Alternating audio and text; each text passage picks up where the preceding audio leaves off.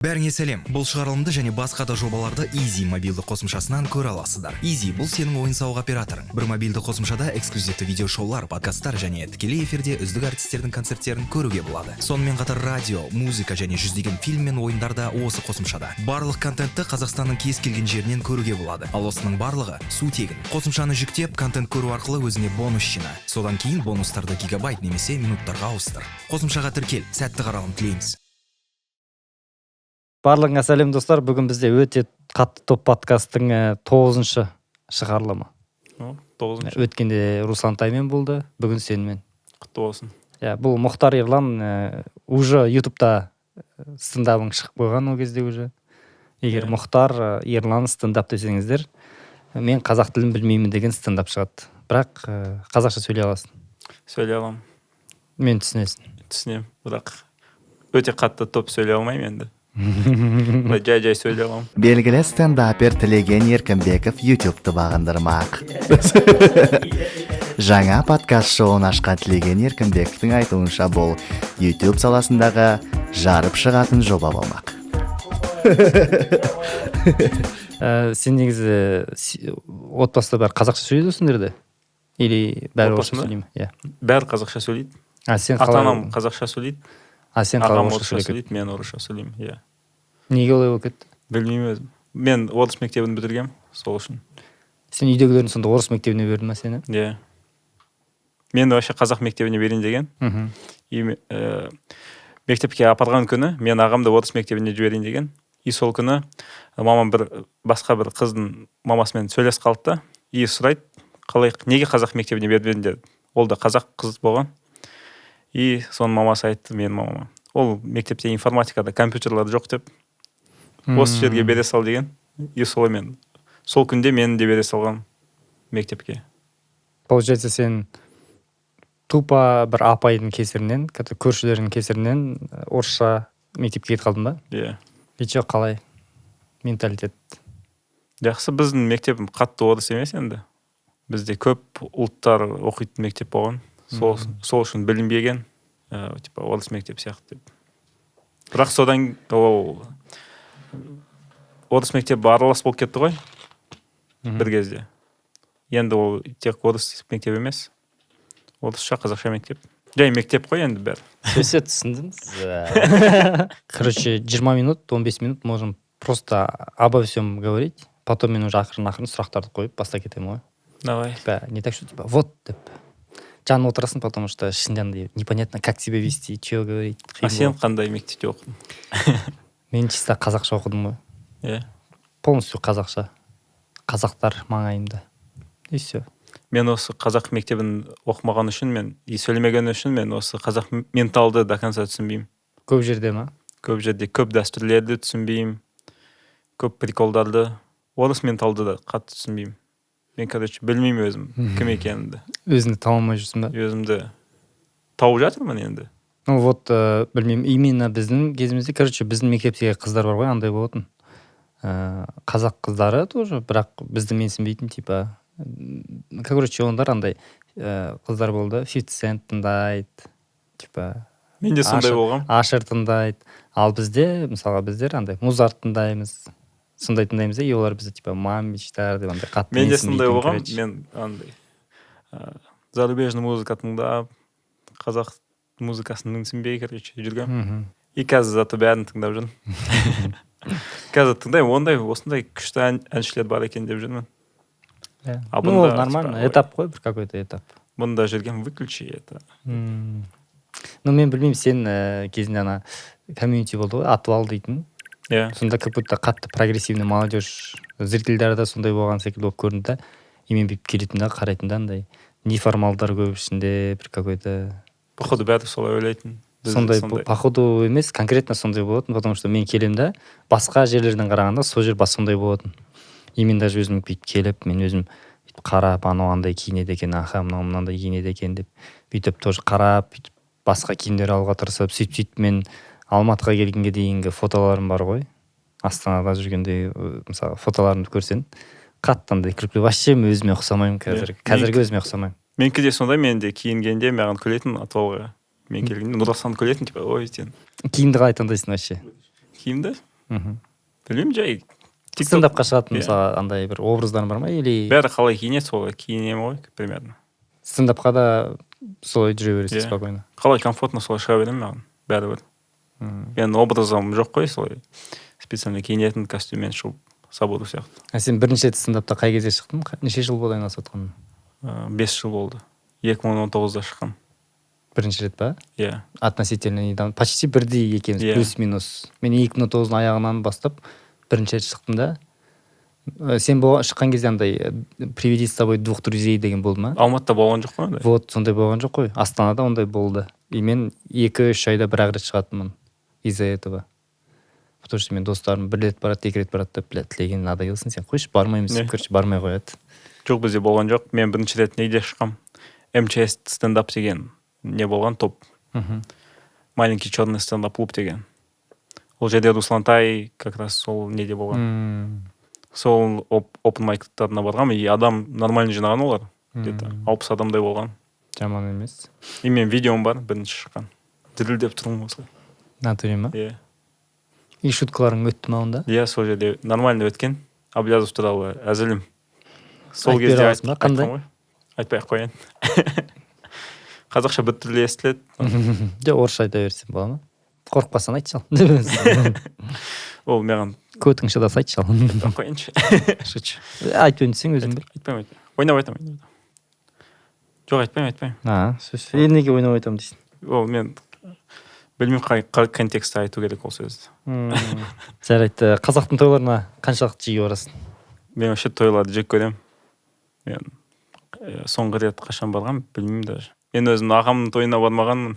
Не то что біреулердің тойына барған. Неге ағаның тойына барған жоқсың? Алыста болған. Қай жақта? Маловодный жақта. Маловодный деген ауылда. Қатты алыс емес. Қай жақта ол Маловодный деген? Ол Алматы облысында. Вообще нормально ғой? Иә, бірақ мен еріндім да бармай қойын деп. Понятно. Туған ағаң емес қой бірақ, иә? Туған ағам, по идее. Вообще сен натуре бірақ ол орыстан кеткесін. ажырасып кетті да сол. Бармаған дұрыс болды дейсің. Бармаған дұрыс Экономия болса. времени. Мен ол кезде білетінмін ажырасатын. Понятно. Сен қашан барған? Шыңғыс Ермектің тойына бардық қой. Шыңғыс Ермектің тойына бардық. Шыңғыс Ермек жақында үйленді, отбасы құрды. Қызын өзінің әйелін стендаптан тапты. Иә. Мысалы, сен де ертең сахнада выступать етіп тұрып, бүйтіп біреу қызды көріп қаласың да, ол күшті қыз екен дейсің да, кездесесің потом. Иә. Сол күні, сол екеуі танысқан күні, походу, Шыңғыс жақсы өтті әзілдер, иә. Ертең сол күні оның әзілдері жаман өтіп қалса, қарамай қойшы. тексеріп, иә. Жоқ, ол какой-то бір шоуда, кажется, Ильичевдің ба шоуында ол таныс. Ол Ильичевдің шоуында қарай берді да оған. И қызы Тамириста бүйтіп болған бір-біріне бүйтіп көрші көзбен флиртовать етті да, и дальше шыққаннан кейін сөйлесті ғой. Примерно. Біліп тұрмысыңыз қалай сындырған деп. Сондай. Қазір олар Астанаға көшіп кетті. Давай стендап туралы саған сұрақтар қоямын. Давай. Сұрақтар қоямын ба? Просто мысли. Былай, давай. Айта берші, қалай? 5 жыл болды айналысып жатқанына. 5 жыл, иә. Қазір өзіңді стендапта қандай уровеньдемін деп санайсың вообще в целом? Примерно викендқа шақыратын адам уровеньда ғой. Викенд деген аптасына 2 рет болатын қазір, иә, уже? Иә. Аптасына 2 рет болатын Алматының или в целом Қазақстанның топчик комиктары шығып выступать етіп өнер көрсете алатын стендабы. Примерно сол уровеньдамын ғой. Соған шығасың. Значит, сен топчиксің. Типа өзіңді топчикпін деп тұрсың ғой. Иә. Хорош. Материалды қаншалықты жиі жазасың вообще? Күнде жазам. Күнде заметкаларға жазам, блокнотқа. И тексересің. Иә. А вообще сольник дегенге қарсы қандай ойын бар? Сольник жасау деген. Сольник жазып отырмын қазір. Мен 3 монолог тапсырдым. Біреу ғана шықты ма? Жоқ, екеуі шықты. Который біреу 3-тен шыққанның ішінде біреуі бар. Иә. И жалғыз өзім біреу шықтым. И тағы жақында түсіндік қой біз. Сол шығады. И мен ойладым, больше походу шығармайым. Неге? И сразу сольникқа жіберем соның бәрін. Қазір көп жазылып кетті да менде. Ну, вообще, мен Руслантаймен сөйлескем. Өткен аптада. Өткенде Руслантаймен сөйлестім. И ол айтады да, тоже сондай сен секілді айтты да. Мен оған айтам. Но менде параллельно мен 10 минут концертке деп жеке жазам. И параллельно еще сольникті жаза берем. То есть бар ғой шуткалар, которые чисто сольникқа ғана келетін. Сондай шуткаларды сольниктің блогына жіберемін да, а шуткаларды, которые концертке бөлек жазам. То есть параллельно. То есть не так, что мен қазір тек қана сольникқа жазам, болды деген секілді. Мен пока білмеймін, қазір жазылып отыр да, көп. Ну, сен видишь, саған сольниктің примерно направлениясын тауып алсаң, сен түсінесің саған қандай шуткалар керек жоқ. Торчать етіп тұрғандарды алып концертке жібере беруге болады. Менде, например, Яндекс Таксиді мен мой сын не вор деген сольнигімнің ішіне қай жеріне тығатынымды білмеймін. Андай өтірік тыға бергім келмейді. Мен, короче, бір концерт беруге бардым ғой. 40 минут выступать ету керек болдым да. И сол жерде менде андай сборник. Просто бүкіл бар, который багаждарын бәрін айтып шықтым да. И не кайфуешь от этого. Неге? Потому что топтан өте бересің ба? Единственное направление жоқ та, андай бір жақсы куда ты идешь, сен рассказың конечный точкасы жоқ та. Вот самолет деп бастайды да, короче. А у вас бывало деп, короче, андай кете береді ғой. Кете береді да, болды ғой, сонымен бітті. И аяғында что ты посмотрел деген непонятно. То есть сольникта как будто хотя бы бір мысль тастап кеткен кайф болар еді. Ну, менің ойымша. Кто-то может скажет, просто посмеялись и все, нормально ғой деген секілді. Жоқ, комик өзіне қалай удобно солай жазады ғой. В основном сенде онлайн, иә? Жоқ, менде қазір историялар да бар. Да? И менде где-то 20 минут политикалық әзілдер жиналған. Қорқпайсың ба, андай ертең соттап жүреді? Да.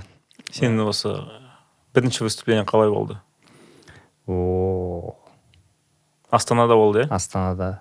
Андай бар ғой, самый горький қателіктер жасайсың ғой. Когда бір группа аласың, айтасың ғой, вот мен бірінші рет стендапқа шығайын деп жатырмын, келесі че деп.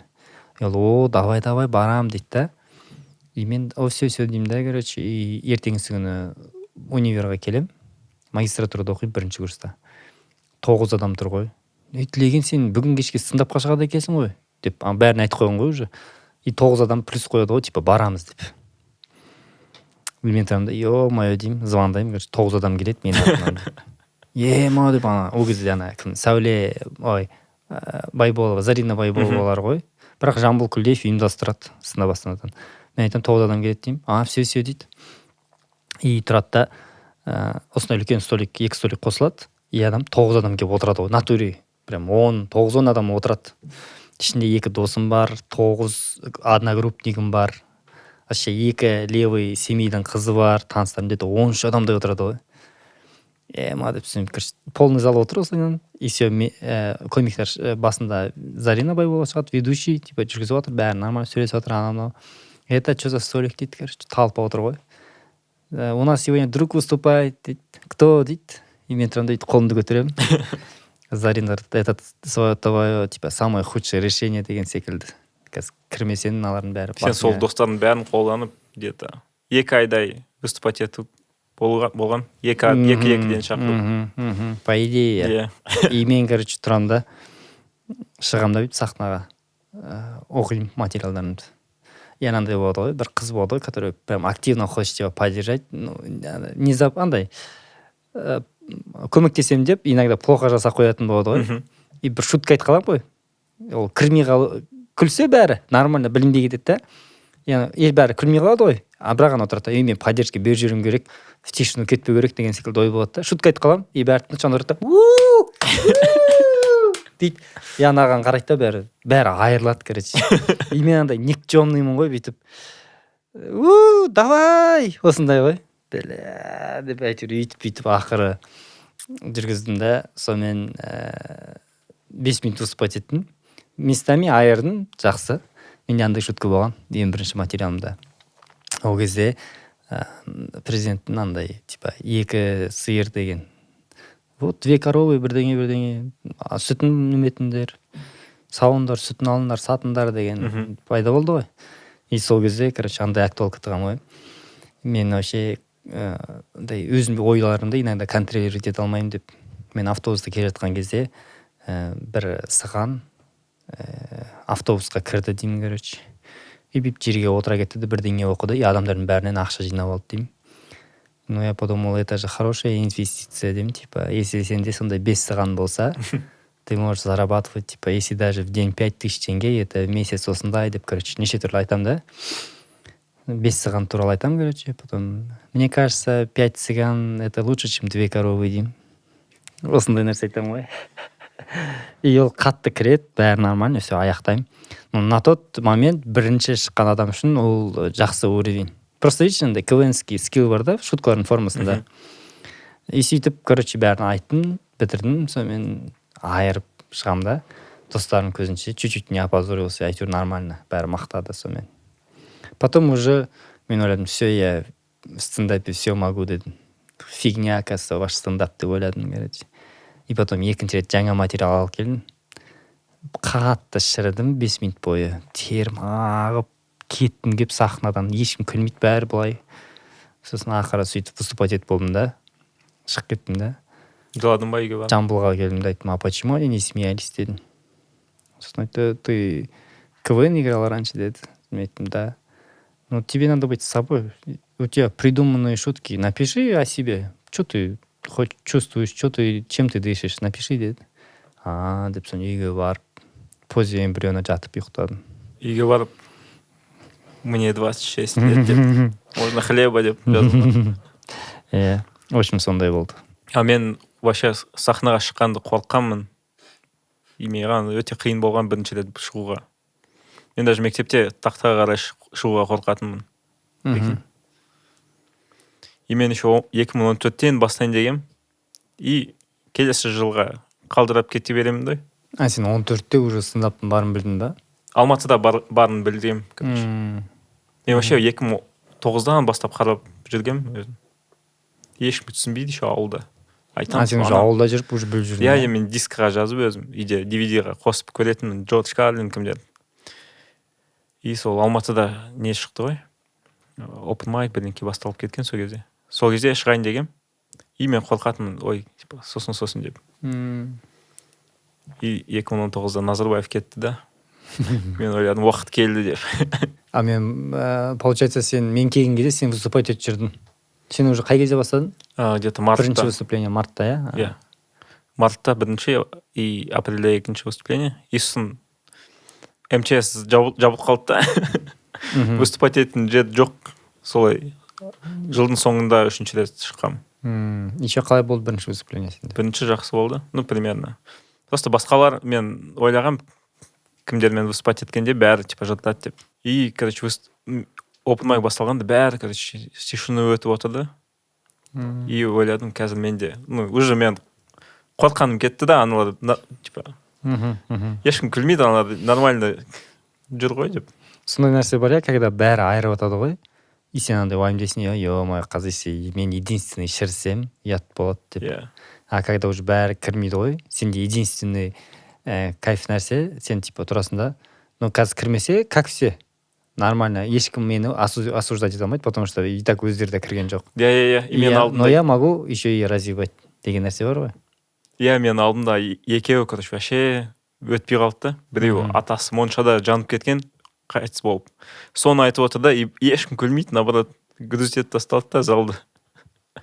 И мен шығам да, и актуальный не айтам, Абылязов туралы. И сол сразу кіреді да, жақсы кіреді да, и содан кейін басқа әзілдерім, не очень әзілдерім нормально өтіп кетті тоже. Еще бірінші выступление деп айтты сен, иә? Да. Но это тоже плюс еще работает. А қатты ұят, андай, білейін деп, на нет, не смешно выступать еткен кезің есінде бар ма? Онда көп қой. Прям на нет есінде қалған жоқ па? Бір рет, короче, Атвалдың ең бірінші концертін жасайын дегенбіз. Ол жерде мен, Нұрасхан, Антон, Илья и Рамис. И біз ойладық, біз типа материал бар деп бізде 10 минуттан концерт жасайық деп. И леткада жасадық мускультураның. И мен еще таныстарымды шақырғам. И білмеймін кім ведущий, Антон ба сол. Залды дұрыс жылпады да, и машиналар өтіп жатыр, бәрі естілмей дұрыс. Сол кезде вообще өтпеді мен әзілдеп. Еще достарым ең соңында отырды. Олардың күлгенін естілмейді. Прям жаман сезген. Ол нормально, изначально выступать. Мен, короче, бір жарым жылдай орысшада жыртып жүрген кезім. Жыртып жүрген дегенде относительно күлкілі выступать етем да. И бір күні мен қазақша шығайыншы деп барам ғой. Қазақша стендап, ол кезде менде орысша шуткалар ғой енді. қазақшаға аударам. И қазақшаға неудачный шуткаларды аударам ғой еще. Менде андай заход болады. Меня зовут Тлеген. Желанный деп аударылады. Все время ходишь и желаешь. Нет машины, желаешь машину, квартиру желаешь. Мен, короче, хочу поменять свое имя, деймін ғой. Хочу поменять свое имя на каждый день секс дегенге деймін ғой. Чтобы у меня, типа, каждый день был секс деймін да. Сондай шутка ғой енді. Қазақша қалай айттың? Бір жыл қалды выступать етіп жүрмін, андай жақсы материалдарым бар, но андай экспериментальный просто андай материал да. И почему-то осыны қазақшаға аударамын ғой. Е-мое. Каждый день сексті қалай аударатың? Күн сайын секс деп аударатым. И бір күні еще... Хотя секс болсын деп аударатың ба? Сол ғой. Видишь, опыт жоқ. Қазақшаға бірінші шығайын деп тұрып, қалай аудару керек екенін білмеймін да. И сөйтіп рейда болады, рей стендап бапты. Ол кезде еще Медет Калибеков, бәрі выступили, залда отыр, короче. И мен шығам ғой. Бір-екі тычка айтам, күлмейді ешкім. Еще ананы айтам. И залда еще бір әйел отыр ғой. Білмеймін, бір жанда отыр, бір қыз отыр, короче. И мен тұрам да. Бірдеңе, күн сайын күшті ғой, бірдеңе деп айтам да. Вот қарындас, есіңіз кім деймін, осындай дейді. Вот ойлаңызшы, менің атым осындай болса, барлықтарыңызға күшті ғой деймін. Сізге де күшті деймін, например. Осындай тычка айтам. В тишину сдаюсь, 2,5 ба, 3 минутта кетіп қаламын, короче. Подавленный андай, өз-өзін жек көріп тұрмын, что за фигня болды деп осылай. Фойеда тұрмын ғой, настроением жоқ. И бір мужик келеді, жігіт келеді да. Сен жаңа мен қызыма не деп айтқан білесің бе? Анау өтмейді. Брат, сенің қызың екен білген жоқ, ренжімей, анау деймін. Тұрады, бірдеңе дұрыстап шутка жазыңдаршы, дейді. Сөз деймін, кетіп қалады, короче. Еще добил сені. Иә, мен қатты добил. И мен үйіме дейін 2 километр болады. Жылап бады. Типа мен үйімнен Нұрмаковадан, жаңағы рейсында паптан, и мен Розбакиваның ар жағында тұратын 2 километр. И мен частандай болатын. Айырған кезде андай, кайф, этим буду заниматься всю жизнь деп үйге қайтасың. Қатты шірісен андай, қатты без настроения, что я не сделал не так деп қайтасың ғой. Мен солай қайтқам неден кейін. Постоянно сөйтіп қайтасың. То есть без настроения, если жаман выступление болса. И сол күні қатты подавленный болып қайттым ғой. Қатты енді бүйтіп. Хорошо, что хотя бы үйге дейін ұзақ қой. С мыслями жиналып, короче, самобичеваниемен айналысып, онда үйге барғанша бүйтіп деп қиын болған, в общем, сондай. Андай эмоциональный качелялардан өтіп аласың да. Қазір уже бүйтіп выступлениеға шығасың, уикендқа шығасың ба, открытыйға шығасың, қатты айырсаң да без эмоций, типа, ну да, хороший материал. Егер кірмей қалсаң да, ну, плохой материал, надо переписать деген оймен кетесің. Не так, что, типа, вот, мен нашар, деген, ондай вообще ой жоқ. Сенде бар ма или ондай? Менде болған каждый мятада болды ғой, Манимайк. Иә. Сол. Сен Манимайкты көрдің ба вообще? Каждый Манимайктағы, мятадағы Манимайктан кейін солай шыққам. Что за хуйня деп. Сен вообще отқан кездерің болды ма мятада? Жоқ, вообще А мында? Вообще өтпейді ғой, мен без сияқты нелер. Ал немеде ше? Централда? Централда 3 рет тұтқам. Жақсы, уже хорошо уже. Ол жерде гонг бар ғой. Аланда чисто зрительский, типа, иә? Ну, мен білем, что мятада мен Миша бар ғой, Миша Зейферт. Сол екеміз бір рет суперфиналда бөлісіп алғанбыз ақшаны. И то я проиграл, по идее. Барысында, короче, обычный финалда екемізге шапалақ бірдей болды. Сосын Миша маған келді, брат, что там, может, поделим, деді. И мен ойында жоқ тұрам да, давай деймін ғой. И ведущий тұрады да, хотите суперфинал, деді. Если закиньте, типа, 10, будет суперфинал, деді. Давай, деді да, біреу 10 мың лақтыр да. Сосын мен тұрмын да айттым. Білмеймін ол кезде кім ведущий екен. Жахангир ғой, походу. Жоқ, Мадик па біреу ғой деймін. Мен айттым, мы уже поделили деп едім. Вам лишняя 10 не помешает, деді да. Просто формально давайте соревнуйтесь дедім. Давай дедім да. Сосын Миша мені жеңкетті. И Миша екеуміз ақшаны бөліп алдық бірақ. Күшті. 35 мыңнан ба, 40 мыңнан ба солай. Мен Алматы Әлем фестаға Рост батлды ұтқамыз ата деп. О кезде сен қанша ұтып алдың? 750 мың. 750 мың? Не істедің? В общем, бізде комедийный фестивалі болады, Әлем комедий фест деген. Сол жерден Рост батл, яғни адамдарды жамандау керексің. сондай адам бұл жамандайтын, жақсы жамандаудан бірінші орын алып 750 мың ұтып алдым. Не істедің ол ақшаны? Ақшаны алдым да кредиттарын жаптым сразу. Енді не істеймін? Ноутбук сатып алдым. Болды ма? Иә, болды. Жоқ болып кетті сразу ақша. Тағы да Money тұтып алған Гриша деген 700 бала 750 мың ба? 800 мың. Ол просто Санкт-Петербургқа барып отдохнул сол жақта, иә? Кайф. Мен онда продюсер болдым ғой. Мен Money продюсері болдым. Или қазақша стендап па? Қазақша стендаптың сен походу. Не, еще и Money кажется. В основном Money. И сөйтіп маған да ақша берді. Мен ойлап істеп жүрмін бесплатно деп, чисто ради движения. И соңында маған еще тоже ақша берді. Конечно, сендердікі секілді прям көп емес, но соның жартысын алдым. Иә, жақсы ғой. Зато менде беспроигрышный, мен ничем не рисковал. Мен де по идее случайно ұтып қалған сияқтымын. Неге? Сен финалда кіммен кездестің? Как будто кездестің? ешкім дайындалмайды дұрыс. Финалда кіммен кездестің? Арсен Алтыбаевпен. Финалда? Иә. Арсен мықты ма не прям? По идее нет, Арсен слабый адамдар кездескен ғой просто, иә оған. Фатима кіммен шықты мысалға? Фатима, білмеймін, Фатима кімнен жеңіп қалды? Финалда мен болдым, Фатима болды, Илдар болды. Суперфиналға өткендер. Потом бір-біріңе накидывать еттіңдер ма? Иә. Мен ойлағам Фатима жеңе ма деп. Жоқ, ол что-то дұрыс дайындалмады. Слабачка, иә. Фатима слабачка. Фатима слабачка. Қазақша рост батл болса қалай ойлайсың? Ой, мен ойымша төбелеске өтіп кете ма сразу? рост батл көтермейтін секілді. Даже жұлдыздардың өздері келіспейтін секілді рост батл дегенге. Прожатка жасасақ. Просто вот ноунеймдардың рост батлы непонятно, да? Ол кім екен, и сен оған айтып жатсың, ол онша емес болып қалуы мүмкін. Хотя бы медийный болу керек.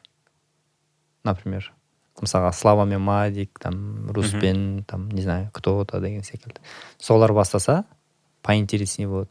Или вообще в идеале прожарка болса, мысалға біреу келеді әнші, и басына оның прожарывать етіп сөйтіп. Вот, мысалы, Төреғали бір жағдайға түсіп қалады қайтадан, и біз оның прожаркасын жасаймыз. Иә, қатты разеп. И вот содан басталса... Бұтта жасап көру керек, иә. Оған дейдеш, олар... Бірақ біздің жұлдыздар түсінбейтін сияқты, иә? Самайрониясы жоқ сияқты. Вообще түсінбейді ғой. Сен, получается, қазақша әзілдеріңді, бірінші әзілдеріңді орыс тілден аудардың. И как будто ол дұрыс емес, иә? Как будто жазу керек сразу қазақша жазсан. Менде кейбір шуткалар бар, которые... Мысалға менде кейбір шуткаларды мен қазақшаға аудара алмаймын. Орысшада ғана жұмыс істейді. Қазақшада ғана істейтін шуткалар орысшаға аудара алмаймын. Ондай шуткалар бар, но в основном миымда сразу понятно. Типа, мына шутканы қазақшаға аудара аламын или аудара алмаймын деген секілді. Поэтому проблем нет. Просто андай ғой, механика ғой. Yeah. Со временем миың үйреніп алады, как это все надо делать. Оған дейін андай жүресің. Мен қазір шутка жазған кезде, егер қазақша керек болса маған, қазақша ойланып отырып, қазақша жаза саламын. Егер орысша керек болса, орысша ойланып отырып, орысша жаза саламын сразу. Бұрында тек қана қазақша жазып, орысша аударатын. Қазір уже қай тілде маған керек, сол жаққа қарай ойланып, шығарып аламын ғой шутканы. Но почему-то орысшада проработка себя жасау жеңілдеу. Неге? Өз-өзіңе психолог болу жеңілдеу. Қазақша внутренностьтарын андай отталкивать етеді. Андай қабылдамайды, короче, қазақша. Мысалы? У меня раньше папа батя бухал деген жеңілірек айту да. Мен папам бұрында ішетін деп айтқан ауыр, короче. Иә, кстати. Қиын тақырыптарды... Өз-өзіңе орысшада мойындау жеңілдеу. Типа бұрында вот раньше вот так было, сейчас вот так деп айта салу жеңіл да. Мен бұрында бүйтетін десең уже онда интонациямен даже түсіп кетесің да төмен қарай, жылағың кетеді. Поэтому ондай более психологический нәрселерді, философский андай орысша кішкене ойланам. Ну вот сольникті мен андай в основном неге мен қазір осындаймын дегенге арнап жатырмын ғой. В плане типа андай сөздерді қосқым келеді, иногда ойланам, просто фразаларды, чтобы заход қылып алып, потом дальше шутка жазатындай, например, любимая фраза бедных деген секілді. Не сейчас деген. И сол туралы уже потом чуть-чуть разгон жасауға, и что потом люди такие, ебать, натуре ғой деген секілді. Қазақша сольник жазғың келіп тұр ма? Қазақша сольник пока жоқ. Просто орысша сольникті қазақшаға аударған насколько правильно білмеймін, потому что по-любому мені қазақтар көреді ертең атып кетсе, например, в основном. И оны қайтадан қазақшаға аударғаным, мне кажется, чуть-чуть странно болады. Субтитр қоса салынды. Қазақшаға ма? Иә. Можно негізінде. Как будто бізде қазақшаға аудару керек, ана танымал стендаперлардың концерттарын, чтобы дұрыстап кішкене насмотренность болған үшін. Мысалы, Луи Си-Кейді қазақшаға аударса, оның бәрі ақша ғой. Иә. Мысалға бізге маған, например, ол стендаптың аударғандар жетеді да, и мен соларды көріп тәрбиеленемін да, потом қазақша стендап жазамын, потом қазақтар біздің стендаптарды көре салсын. Зачем бізге лишний конкурент, Луси Кей секілді конкуренттер зачем бізге? Джо Роган дегендер зачем, мысалы, подкасттар. Орысша бола берсін. Біледі, типа, адамдар біліп отырады, стендап түрлі болады екен. Мысалы, қатты боқтайтын стендап бар екен, адамдар жамандайтын стендап бар екен. Просто мысалға біз Алматыда, Астанада жүреміз ғой. И өзіміздің вакуумда өмір сүреміз. Где боқтауға болады. Неше түрлі тақырыптарды айтуға болады. Жаңағы мысалға секс десең де, анау десең де, мынау десең де. Сен мысалы залда отырған көрермендер бүйтіп нормально қабылдай береді. Регионально сен бірдеңе сексің. Ойбай, нау деген андай әлі күнге дейін бар ғой. Поэтому там еще минимум 5 жыл керек, чтобы равномерно Қазақстан бойынша шуткалардың немесе таралу үшін восприятие. Бізге тур жасау керек сияқты, бәр қалаларға. Медийность керек, хотя бы, чтобы залды жинай алу үшін. Мысалға, Русантай, Славалар, например, айтатын темалар бар ғой. Білесің ғой, примерно қандай темалар айтатын, грязный темалар бар. И оларға өздерінің аудиториясы келеді, которые ютубтан көрген, примерно не туралы айтатын білетін. Которые білмейтін, региональный, консервативный взглядпен келетіндер қарайды, ебамналар не айтып отыр дейді ғой, по-любому. Поэтому там непонятно. Сен қалаларды аралағанмен, ол бір концерт бергенмен, ол концерттен шығып, все хорош деп андай айтпайды ғой. Надо как-то вот зайти, поджать их. Не знаю как. Бірақ вот Америкада ең андай грязный комиктар неден шығады? Как раз консервативный штаттардан шығады. Билл Хикс сияқты, Сэм Киннисон. Ол Техастан шыққан. Потому что ол шықты, и мына жаққа келді да, түсінді, что мына жақта мындай нәрселер нормально айту. Потом ол сол жерде жүрді, потом уже өзінікін айтқан кезде, мына жақта консервативно, қалай сен аған келдің деген. Типа, мысалға, мен семейде жүрсем, понятно, что, скорее всего, ондай темалар как-то қозғамаушы еді. Но мен Алматыға келем де, Алматыда жаңағы анау, мынау, андай тема деген темалар, тақырыптар қозғалады, жаңағы интимный тақырыптар, в целом какой-то семейный моменттар. То есть, вот так можно шутить тоже. Қазақшада не цензура бар, как будто өзінің басында. Қазақшада адамдардың басында цензура бар. Типа енді ол нормальный нәрсе ғой, андай семьядан шығып келатқан кезде ұятсызсың ба, ұятсыз сөздер айтпа, ұятсыз. И бізде полный рамка бар ғой, ұятсыздық деген. Сол себепті ұят деген рамкадан шыға алмайсың. Содан шығаруымыз керек біз. Одан шығу үшін адамдар бірінші немеден шығу керек? Өздерінің қалаларынан шығу керек. Надо походить, посмотреть, мәдениет көтеру керек, чтобы понять. Типа, мысалға, бізде сразу осуждать етеді. Мысалы, сен шутка айттың, сенімен келіспесе, сразу осуждать етеді. Сен, типа, өзінің мнениесі бар. Ну, ладно, если он вот так хочет, айта берсін деп ойламайды олар. Типа, неге олай айтады? Бірақ айтады, анандай ниетлерге. Бір қатты қара әзіл айтсаң, айтады бәрі, ой, айтпа деп. Бірақ комментарийді ашсаң, любой жаңалықтың неше түрлі заттар жазады ғой. Иә. Ну, бізде, видишь, бізде боқтайды, бірақ оны сахнаға шығаруға болмайды, видеоға түсіруге болмайды. Но естіп, ешкім жоқ жерде, осындай комнатада сөйлесіп отырсақ, ешкім түсіріп отпаса, бізді екеуміз поливать ете аламыз да. Но сахнаға шыққанда бізде маска болу керек, типа, біз боқтамаймыз, сыйлымыз деген секілді. Білесің бе, вообще мен немене ойлайтын? Қазір ана соцсеттер ғой, TikTok деген секілді, границаларды бұзып жүрді ғой. Бұрында әншілер, актерлар бәрі андай маскамен жүретін, типа, вот мы, вот эталон, андай воспитанности деген секілді бүйтіп, типа, камераның алдына кетті да, қазақтар мынандай болғанда деп шыққаннан кейін, бля, заебал, шарша кетті, бірдеңе, бля, жүрші, брат, саунаға барып, бір отырып пиво ішейікші деп, сондай актерлар, әншілер неге сондай ғой, в целом. Просто камераның алдында отыратын дейді. Ол кезде TikTok, Instagram деген жоқ қой, поливать, палит етіп түсіріп алмайды деген секілді, непонятно не болып жатқан. просто камераның алдында басқадан шыққаннан кейін уже басқадан. И қазір уже тикток бәрі бар да, біреу мас болып бір әнші бір жерде магазинде бір түсіріп алады, и сразу поле сен уже ертең мына жерде деп бүйтіп отыра алмайсың, уже все сенің артына ашық короче. Сразу неде боласың ғой уже 5 минуттан кейін тиктокта директта жүресің. Поэтому қазір уже әншілер болсын, актерлар болсын уже анандай немеге кетті. Типа стендап-комиктерде бай адам бар ғой, өзінің слабый жағын көрсетеді. В основном бізде сондай. Типа вот мы обычные люди дегенге әкеледі, шуткалардың бәрі сондай. Әншілер мен актерлар тоже қазір сондай андай. Бізде адам, мы просто поем. Или там актерлар, просто киноға түсеміз, больше ничего не делаем деген секілді. Как будто бізде әлі несі бар андай. Ну, көп емес. Ол андай феноменальный, типа Қайрат Нұртас секілді сондай мінеде болмаса. Но Қайрат Нұртастың өзі андай, он как стендап-комик ретінде, если былай алып қарайтын болсаң, ол типа, мен барлығын мамамның арқасында істеп отырмын. Уже все, никто не может доебаться до него. Уже для себя признал. Қайрат Нұртастың прожаркасын жасадық қой біз. Ну да, онда бірақ ограничение көп болды. Мен естідім да.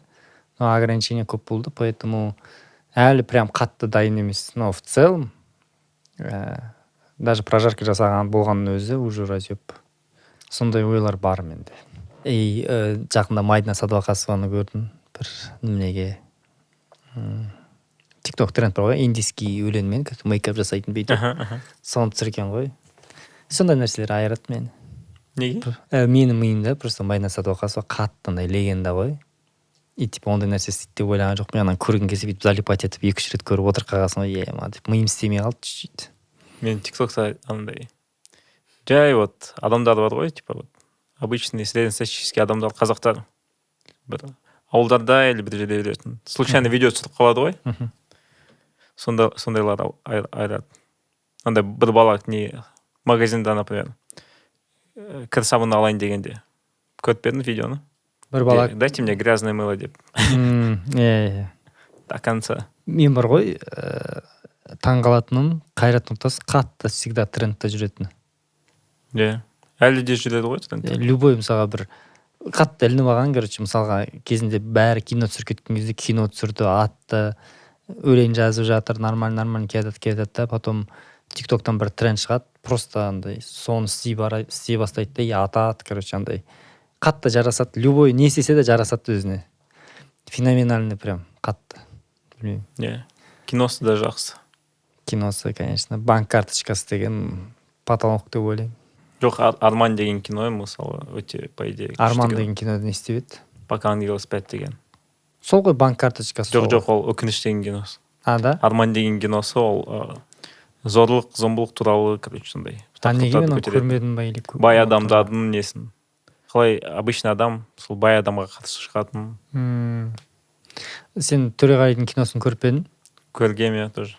Өте қатты көріп, өте қатты кайф қой. Еще ол білесің ба, қай кезден шықты? Шалмен ұрыс қалды ғой. Шалмен ұрыс қалды Павлодарда. Потом хайп, уже на хайпе Төреғали. И тұрады да ана кино шығады, где ол біреуге бірдеңе ұрсады тоже, концертте ме бірдеңе. Потом ангел келеді айтады, сен, короче, все, обычный адам болып қаласың. И все. Пока түзелмейінше сен известный болмайсың дейді да, и сонымен обычный адам болып қалады. Ол дала баласы ма? Ол дала баласы. Вообще, мысалға, любой комик манимайққа келіп өтіп кете алады ғой, даже начинающий, И как ты қалай ойлайсың сен, қандай алгоритм болу керек манимайкты ұту үшін? Сенде мысалы қандай алгоритм бар? Мен андай қысқа әзірлерді шығарам. Бізде клубтағы манимайк ол 30 секундта адам күлмесе, сен сахнадан вылетаешь. Ұшып кетесің сахнадан. И сені залдағы адам сатып алуға болады қайтадан сені. Қайтара алады ақша беріп. 2.000 беріп, 5.000 беріп. Ведущий шығады, айтады, осы комикті дальше выступлениесін көргеңіз келсе, 2.000 дейді. И солай типа шығып тұруға болады. Бірақ ол жерде, короче, 30 минут сахнада, каждый 30 минут күлкі болу керек. 30 секунд адамдар күліп тұру керек. Сол үшін қысқа әзілдерді шығарам. Точно. Егер финалға өттің, финалда не істейсің? Финалда ең мощный әзілді шығарам. Қатты логично, иә? Мен байқадым, что мен могу каждый раз манимайкты ұтып алуға. Если мен финалға өтсем, біріншіден, финалға өтіп, тектоникті шығарсам болды, ана жерде шанс жоқ секілді уже. Мысалға мен тектоник шығарам, сен қандай шуткаңды противостоять ете аласың маған. Еще манимайкта өте маңызды. Короче, мен бұнда түсінбегем. Адамдар сені жақсы көріп қалу керек 5 минутта. Олар сені жақсы көрмесе, сені, короче, сен ұта алмайсың. Адамдардың ойында мына бала примерно ұтып қалады ау деген ой болу керек уже. Иә. Ол маған ұнайды деп, сондай. Осы бала типа күшті екен деп. И сен еще тектоник қарасын точно алып кетесің. Бірақ біз бірдей болсақ, например, и сен тектоник билесең, мен тоже бірдеме шығарушы едім, например. Тоже билеуші едім. Сенен де типа жақсы. Или прикол шығарушы едім. Импровизация жасаушы едім по-любому. В основном мен әзілді айтам, и импровизация айтам. Қосып солай ұтқам. Понятно. Сен жеңіп кетуің мүмкін онда мен. Деп андай. Сен ол үшін қатты мықты билеу керексің. Сен тектоник шығармағансың, по-моему, сол кезде. Жоқ, мен семен шыққан жоқпын. Шықтық бір. Как будто шықтық. Рейда. Жоқ. Клубта шықтық, по-моему. Мен бір рет Әділбекке жеңілдім. Мен өмірімде өзі бір 8 рет қатысқан шығармын. Соның 2 рет қана жеңілдім. Біреуін Әділбек алып кетті, и тағы да біреуін алып кетті. Короче, но это точно сен емес. И то екеуміз білесің бе, бұрында Рейда бірге финалға өтіп, қол ұстасып тұрғанымызды білесің бе? И екеуміз бірге жеңдік па, бірдеңе бөліп алдық па? Походу что-то болған, иә. Екеуміз біріміздің қол ұстасып, ол менде немеде бар ғой еще, актуальныйда. Вот здесь. Актуальныйды іздеп қарасаңдар, менде Инстаграмда парақшада тұр, екеуміздің қол ұстасып тұрғанымыз. Чисто по приколу. Сен вообще қазақ тілін мысалға қазір жақсы сөйлейсің ғой? Бұрында сен сөйлей алған жоқсың вообще, иә? Жоқ, сөйлей алатынмын, бірақ маған практика керек та. Көп сөйлемесем, сонда нет қыламын. Ұмытып қаламын сөздерді. Мен кішкентай жастан да сөйлей аламын, по идее. Бірақ сен түсінесің бәрін. Түсінемін бәрін, иә. Но сөйлей алмай қаласың. Сөйлей алмай қаламын. Мен ауылға жіберетін. Мысалы, мен өзім ауылда өскен, бірақ мен бізден де алыс орналасқан ауылға жіберетін. Ол жерде бәрі қазақша сөйлейтін. Сосын солармен еще ойнайсың ба сен? Солармен вообще, мен бірінші рет сол ауылға барғанда вообще түсінбеген басқа балаларды. И солай үйреніп алғам. Короче, жаз бойы сол ауылда... Сен ұрған жоқ па ешкім? Тіл білмеген үшін? Қалай семен сөйлесті олар? Коммуникация қалай болды? Мен, короче, қалай? Мен жазға барам, и жаздың соңында уже нормально сөйлеп жүрем. Потом қалаға келесінде қайтадан... Жоқ, өзім ауылыма қайтам, жүрген ауылына қайтам, мектепке барам, и ұмыта бастаймын қайтадан. Сосын қайтадан жазда барам сол ауылға. Миын қатты шататься етті ғой сен, иә? Но зато сен қазір орысша без акцента сөйлейсің. Иә. Менде акцент емес, но менде кобальт. Менде қазақшада не акцент бар ма? Жоқ, сенде... Кейбір адам айтады, типа жоқ, нормально дейді. Жоқ, сенікі нормально, но түсінікті, что сен как будто кішкене қиналып сөйлейтін көрініп тұрады. Иә. Носитель болсаң, мен секілді отыру керексің, пытырлап. Аузынан. Пытырлап сөйлей алмаймын мен. Пытыр етіп шығады.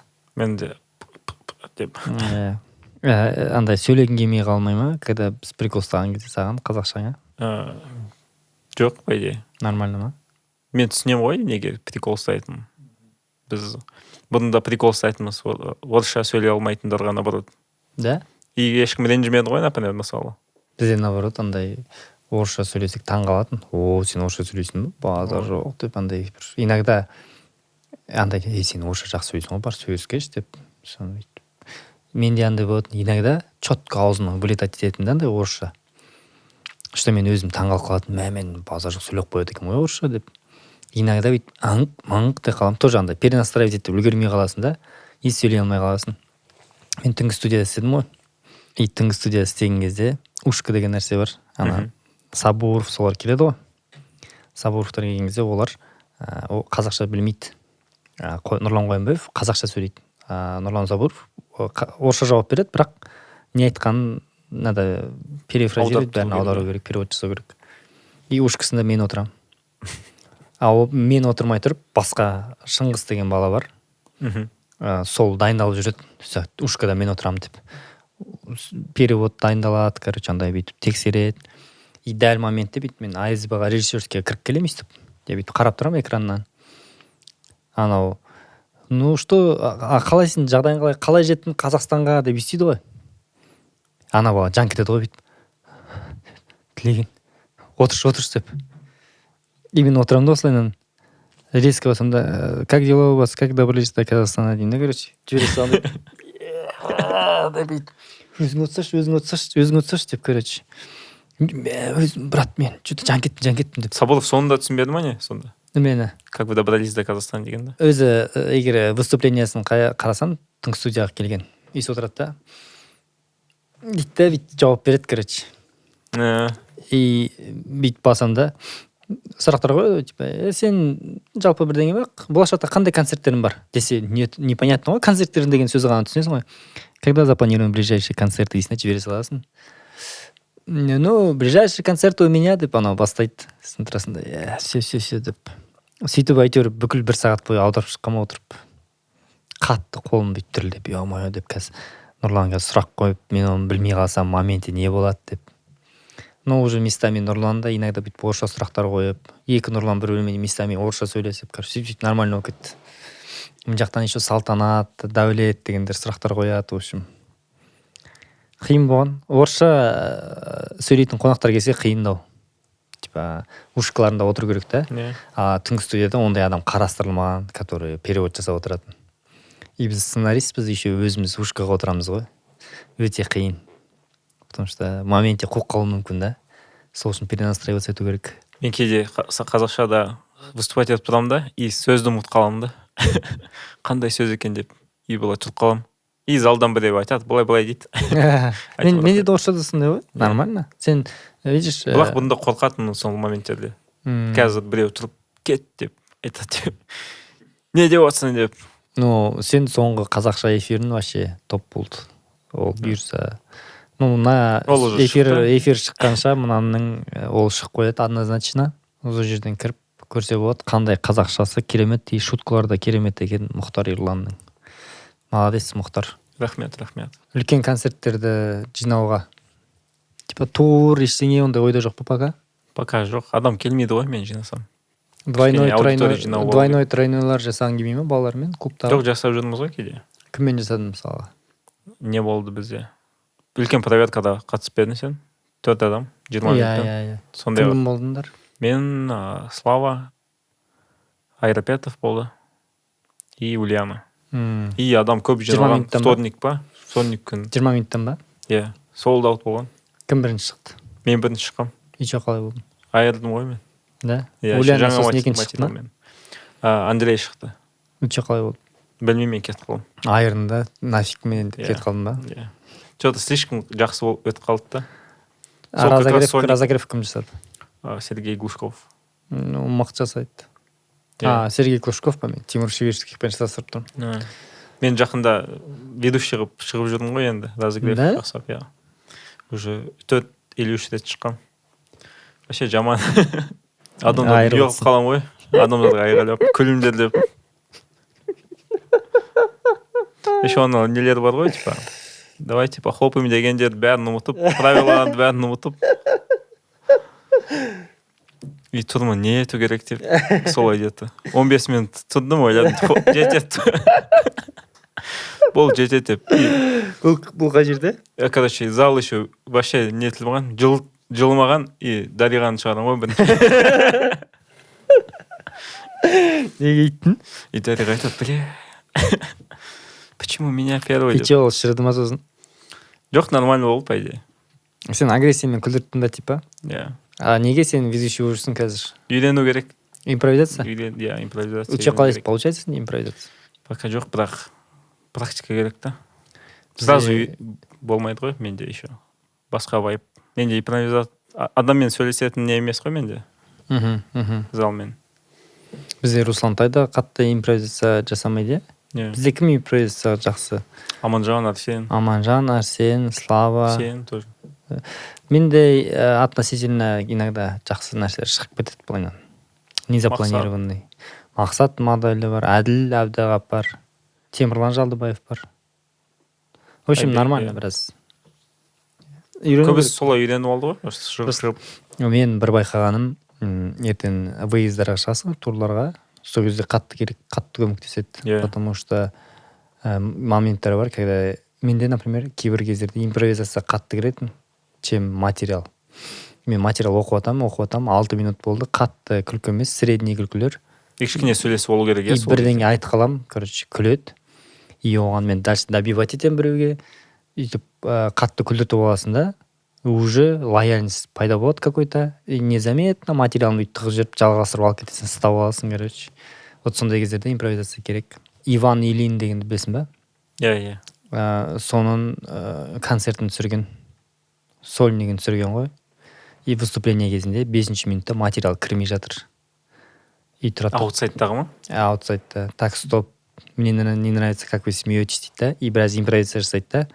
И қайтадан шуткаларын айтып уже ұстап алады залды. И все, до конца сонымен айырып шығады. И какой-то 2 минуттық импровизация, 3 минуттық. Но қалай помогло. Поэтому, мне кажется, импровизацияны трачиттау керек. Топ саған ұнайтын комиктар деп. Өмірдің мәні неде деп. Мынау немене подкастты қалай бітіретінімді білмеймін ғой, мен білесің ба? Иә. Непонятно. Сұрақтарың бітті ме не? Менде сұрақ жоқ. Соншама аз сұрақ па сонда? Менде сұрақ жоқ. Дайындалмайсың ба? Ұят емес па? Подкаст қой бұл. Адамдар қарағанда сұрайды ғой, неге соншама аз сұрады деп. Сөйтіп жазады ма екен, көрейік. Осы жерге дейін көрген болса, неге аз сұрақ деп комментарийға жазу керек. Сол неге аз сұрақ деп жазғанына байланысты до конца кім көргенін түсінетін боламыз. Сұрақтарыңызды қалдырып кетіңіздер комментарийға. Келесі рет мені 69-шы выпускқа мені шақырады, сонда жауап берем бәріне. Келесі жолы уже ат кетсен шақырамыз. Уже ат кетті деп шақырамыз. Қазір пока андай популярный, медийный, бірақ популярный емессің ғой. Популярный болған кезде шақырамыз уже. Мен ойлаймын ол кезде телеген өте топ подкастына барам ба или Джо Роганға барам ба деп ойлап жүремін. Ол кезде мен подкаст істеп жүрем ба мен вообще?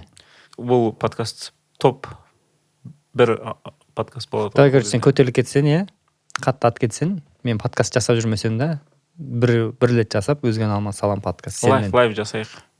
Все, давай. Қалай бітіреміз подкаст? Білмеймін сол. Осы жерден бітіп қалсын. Ол ойынан біз талай рет бітіргенбіз просто. Лучше осы жерден бітіп қалсын міне.